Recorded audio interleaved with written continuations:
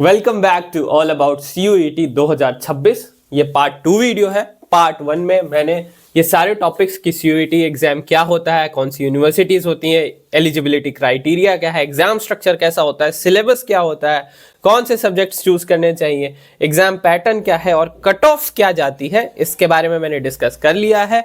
अगर तुमने ये वीडियो नहीं देखी तो पार्ट 1 पहले देख के आओ, क्योंकि इसमें हम पार्ट 2 से डिस्कस करेंगे। वीडियो को स्किप मत करना, वीडियो को पूरा देखना है, क्योंकि काफी छोटी छोटी डिटेल्स इसमें बताऊंगा जो अगर तुमने स्किप करी तो तुम शायद मिस आउट कर जाओगे। तो अब इस वीडियो को आगे शुरू करते हैं।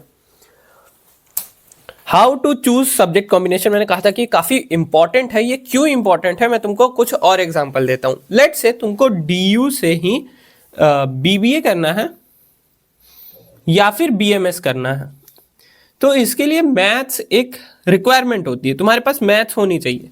तो तुमको जो भी सब्जेक्ट कॉम्बिनेशन बनाना है उसमें तुम मैथ्स रखोगे, प्लस एक लैंग्वेज रखोगे, प्लस तुम GAT रखोगे, एंड इसके बाद तुम्हारी मर्जी है कि तुम और कौन से 2 सब्जेक्ट्स ऐड करना चाहते हो अपने डोमेन में से।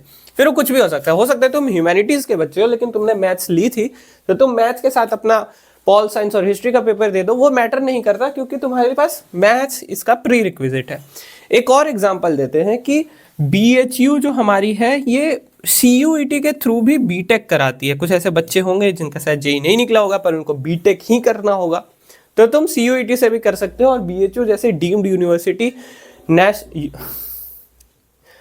और BHU जैसी सेंट्रल यूनिवर्सिटी से भी कर सकते हो। तो इसके लिए रिक्वायरमेंट क्या है कि तुम्हारे पास 12th में या और CUET में तुम PCM तीनों का एग्जाम दो, प्लस तुम्हारा एक लैंग्वेज हो जाएगा और GAT हो जाएगा। तो ऐसी कुछ कुछ यूनिवर्सिटीज में ऐसे क्राइटेरियाज होते हैं, कुछ कुछ स्पेशल कोर्सेज में, बट सब में नहीं होता। इसलिए अगर तुम ऐसा कोई कोर्स करने जा रहे हो तो एक बार जिस भी यूनिवर्सिटी में तुम जाना चाहते हो एक बार चेक कर लेना कि उन्होंने कुछ ऐसा स्पेशल रखा तो नहीं है, ताकि तुम वो चीज मिस आउट नहीं करो। ये बहुत इंपॉर्टेंट इन्फॉर्मेशन है, क्योंकि तुम्हारे 1000 में से 1000 आने के बाद भी अगर तुमने वो सब्जेक्ट चूज नहीं करा जो यूनिवर्सिटी डिमांड करती है तो तुमको वहां सीट नहीं मिलेगी। तो अगर तुमको ये चीज बहुत कंफ्यूजिंग लगती है कि कहाँ से ढूंढेंगे, कैसे पता करेंगे, तो तुम नीचे कमेंट कर सकते हो तुमको जो भी सब्जेक्ट कॉम्बिनेशन चाहिए, जिस कॉलेज को तुम टारगेट कर रहे हो। मैं तुम्हारा नाम लेके तुम्हारे ऊपर एक डेडिकेटेड वीडियो बना दूंगा ताकि तुम्हारी हेल्प हो जाए। तुमको कौन सा सब्जेक्ट कॉम्बिनेशन चूज करना चाहिए मैं वो सब कुछ बता दूंगा। तो अगर तुमको कोई भी डाउट है तो कमेंट्स में तुम पूछ सकते हो, तुमका या तो उसका कमेंट में रिप्लाई मिल जाएगा, नहीं अगर जरूरत लगी तो उसके लिए मैं डेडिकेटेड वीडियो भी बना दूंगा कि तुमको अपना सब्जेक्ट कॉम्बिनेशन कैसे रखना चाहिए, उस कोर्स का लास्ट ईयर कट ऑफ कैसा गया था, और तुमको पढ़ाई करते वक्त किन चीजों के बारे में ध्यान रखना चाहिए। अब वीडियो में आगे बढ़ते हैं।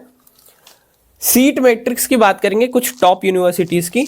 तो ऐसा नहीं होता कि 15 लाख बच्चे बैठ रहे हैं तो सबको सीट मिल जाएगी, क्योंकि ये नेशनल यूनिवर्सिटीज हैं, सेंट्रल यूनिवर्सिटीज हैं, तो इनके लिए सीट्स लिमिटेड होती हैं। अगर हम DU की बात करते हैं तो DU में ऑलमोस्ट 70,000 सीट्स होती हैं हर साल, अप्रोक्सीमेटली मैं बात कर रहा हूँ, डेटा इसी के आसपास रहता है।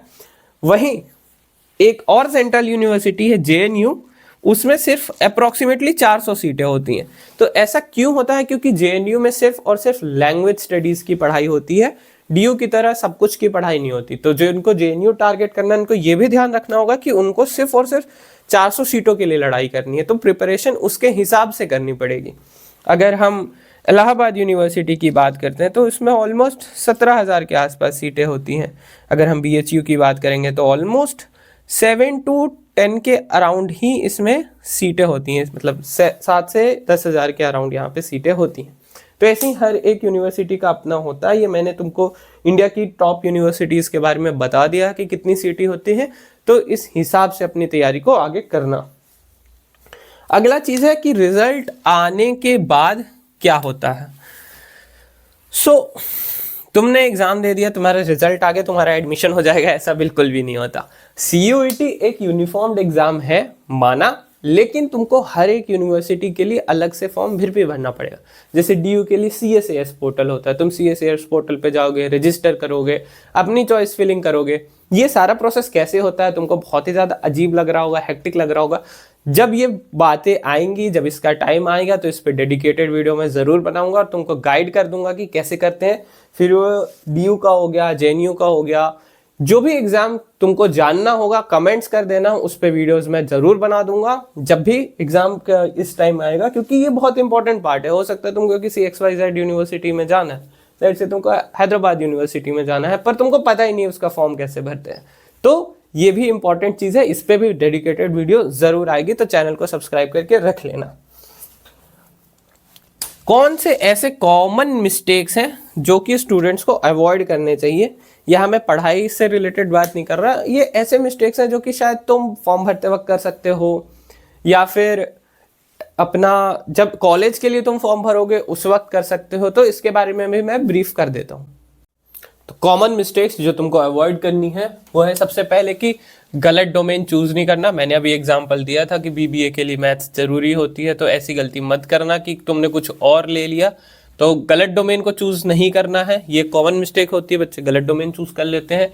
अगला है एलिजिबिलिटी क्राइटेरिया को देख के चलना कि जो भी डॉक्यूमेंट्स चाहिए जो भी है वो सब कुछ सही है तुम्हारे मान लो तुमको जिस भी कॉलेज में जाना है उसके लिए जो भी डोमेन चाहिए वो तुम्हारे पास है, तो इस चीज़ को देख लेना। ओवर बर्डन करने अपने आप को, बहुत ज़्यादा स्ट्रेस लेना कि ऐसे पढ़ना है वैसे पढ़ना है, इसके बारे में फिर पढ़ाई नहीं होती। या फिर मान लो कि तुमको BBA ही करना है, तो तुमको पता है कि तुमको मैथ्स चाहिए, मैथ्स ही एक टफ सब्जेक्ट है, अगर तुम एक PCM वाले तो मैथ्स लेके कर लो, बाकी इजी सब्जेक्ट सिलेक्ट कर लेना अपने लिए, तो अपने आप को ओवर बर्डन नहीं करना है। दूसरा, प्रिपरेशन लेट स्टार्ट करना। भाई 4 महीने बाद तुम्हारा एग्जाम है, ये बात को समझो कि 4 महीने में भी एग्जाम है, तो अब पढ़ाई शुरू कर दो। लेट प्रिपेयर करने का कुछ फायदा नहीं होगा, क्योंकि ठीक है 15 लाख बच्चे दे रहे हैं बट कंपटीशन फिर भी होता है। अगला है एग्जाम फॉर्म गलत भर देना। भाई ये गलती बिल्कुल भी मत करना, और तुम ये गलती ना करो, इसके लिए एग्जाम फॉर्म कैसे भरते हैं इस पे भी वीडियो आ जाएगी, बहुत जल्दी वीडियो आएगी कि एग्जाम फॉर्म को कैसे भरते हैं CUET का, तो वो देख के तुम एग्जाम फॉर्म भर देना, तुमसे कोई गलती नहीं होगी। नेक्स्ट है कि इंपॉर्टेंट डेट्स पे मिस आउट कर गए कि भाई पता ही नहीं है रिजल्ट कब आ रहा है, DU का पोर्टल कब ओपन हो रहा है, JNU का पोर्टल कब ओपन हो रहा है, उसके बाद रिजल्ट का में जो भी डॉक्यूमेंट सबमिट करने हैं वो कब तक करने हैं। ऐसे डेट्स को मत भूलना, और ऐसे डेट्स के बारे में तुमको अगर जानकारी चाहिए तो मेरे चैनल को सब्सक्राइब कर सकते हो, क्योंकि ये सब कुछ तुमको एकदम सही टाइम पे मिल जाएगी, समय के पहले ही मिल जाएगी।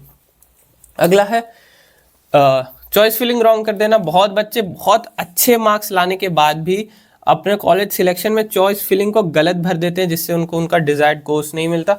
तो चॉइस फिलिंग कैसे करते हैं ताकि कोई गलती ना हो, कैसे मैंने अपनी चॉइस फिलिंग करी थी CUET 2025 के बाद, कि आज मैं DU के नॉर्थ कैंपस में हो, तो अगर तुमको नॉर्थ कैंपस आना है तो चॉइस फिलिंग वाली वीडियो जरूर देख लेना। तो लास्ट गलती होती है इनकरेक्ट एंड आउटडेटेड डॉक्यूमेंट्स की।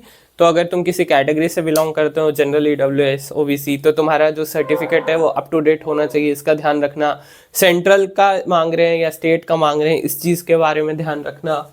और मान लो तुम्हारा आधार कार्ड अपडेटेड है कि नहीं, बर्थ डेट अपडेटेड है कि नहीं, इन सारी चीज़ों का ध्यान रखना, और गलत डॉक्यूमेंट से बचना, क्योंकि फिर फॉर्म कैंसिल हो जाता है। आगे बात करेंगे जो कि फाइनल पॉइंट होने वाला है हमारा, फाइनल स्ट्रेटेजी तुम्हारी क्या रहनी चाहिए एग्जाम के पहले। पहला है कि एग्जाम का फॉर्म माइंडफुली भरना। भाई अपने नाम में अपने पापा का नाम मत भर देना। पापा का नाम अगर श्रीवास्तव है तो SHRI लिखते हैं या SRI लिखते हैं, ये ध्यान रख लेना है, इसी गलती का मत करना। दूसरा, NCERT को बाय हार्ट पढ़ना। NCERT इज योर की, इधर उधर फालतू पढ़ने की जरूरत नहीं है, क्योंकि NCERT से ही पेपर आता है। आखिरी बात, सब्जेक्ट्स को सही चुनना, राइट सब्जेक्ट्स पढ़ना। जो भी तुम जिस भी यूनिवर्सिटी में जा रहे हो उन्हीं की पढ़ाई करो, जो भी तुमको करना है, फालतू की पढ़ाई नहीं करनी।